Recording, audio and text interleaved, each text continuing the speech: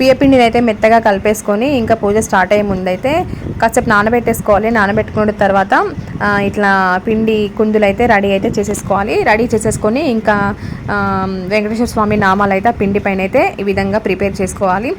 ఖచ్చితంగా నామాలు అయితే పెట్టేసుకోవాలి. పైన కూడా మనకు ఇంకా ఓపిక్గా ఉంటే పైన కూడా బొట్లు అయితే మంచి నీట్గా పెట్టేసుకోవచ్చు. తర్వాత పీఠం ఏర్పాటు చేయాలి. వెంకటేశ్వర స్వామికి పీఠం ఏర్పాటు చేసి చిన్నగా ముగ్గు అయితే పెట్టేసుకొని ఒక చిన్నగా జాకెట్ పీస్ వేసేసి మంచిగా శ్రీవారి పటం అయితే పెట్టేసుకోవాలి. తర్వాత మనం ఇందాక అల్లిన ఫ్లవర్స్ తులసి మాల ఉంటుంది కదా, ఫస్ట్ తులసి మాల వేసాను, తర్వాత ఫ్లవర్స్ అయితే పెట్టేశాను.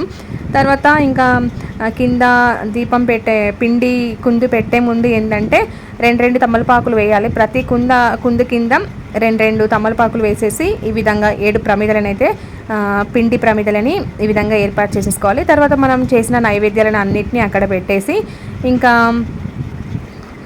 పక్కన 2 కుందులు ఉన్నాయి కదా, ఆ కుందులను అయితే వెలిగించేసేసుకొని ఇంకా పిండి కుందులను కూడా వెలిగించేసేసుకోవాలి. మనం పూజకి ముందే ఏంటంటే పసుపుతోటి వినాయకుడిని ప్రిపేర్ చేసుకుంటాం. నా దగ్గర వినాయకుడి విగ్రహం లేదు కాబట్టి పసుపుతో ప్రిపేర్ చేసుకున్నా. తర్వాత లక్ష్మీదేవి విగ్రహాన్ని అలా పెట్టేసుకొని ఇంకా పూజ అయితే స్టార్ట్ అయితే చేసేసుకోవాలి. ఇంకా మనం ఏంటంటే ఫస్ట్ వినాయకుడు ఏ పూజకైనా మన వినాయకునికి పూజ చేసిన తర్వాతనే అన్ని దేవుళ్ళకి పూజ చేస్తాం కదా.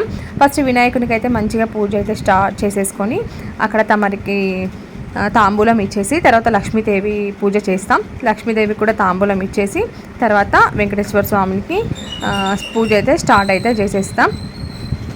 పూజ